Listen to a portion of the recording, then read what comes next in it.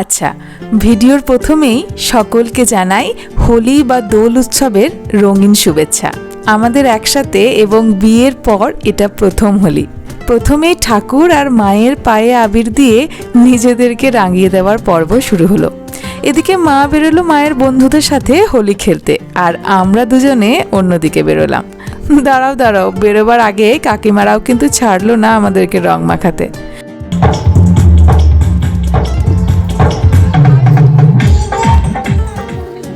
হ্যাঁ, পাড়ায় এই যে সাউন্ড সিস্টেম লাগিয়ে হোলি সেলিব্রেশনের যে ব্যাপারটা আমার কিন্তু বেশ ভালো লাগলো।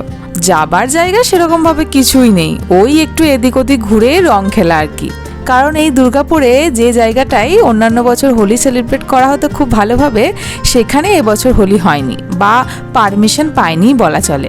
মামা বাড়ির ওদিকে গিয়ে যখন এভাবে রং খেলছিলাম, বোনের আবদার এলো তাদের ওখানে যাওয়ার। সেই মতো আমরা পৌঁছে গেলাম সেখানে, যেখানে বড় মা আর বড়দাদের প্রত্যেক বছর দোল খেলা হয়। চলো দেখি কতটা মজা করেছিলাম আমরা। বড় মা আর বড়দার রোম্যান্টিক ওয়েতে রং মাখানো, মাদের মানে দুই জায়ের ভালোবাসার ছোঁয়া, সব কিছুরই গ্লিমস থাকলো কিন্তু।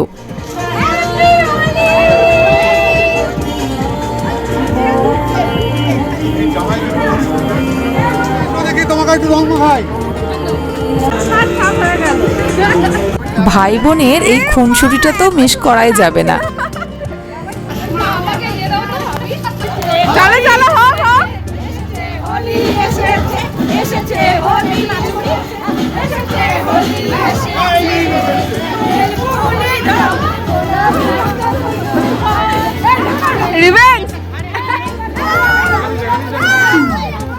এসবের সাথে সাথে চললো খাওয়া দাওয়া, যেমন পকোড়া, লাড্ডু, কোল্ড ড্রিঙ্কস, এইসব। রং মেখে ভূত হয়ে আর অনেক মজা করে ফিরলাম। বিয়ের পর প্রথম বছরের হোলিটা কিন্তু মন্দ কাটলো না। তবে হ্যাঁ, ওই যে সব কিছুর মাঝে আমার ওই বাড়ি, ছোটবেলায় বন্ধুদের সাথে কাটানো দোল উৎসব, মা, দিদি, ফ্যামিলি সবাইকে খুবই মিস করেছি।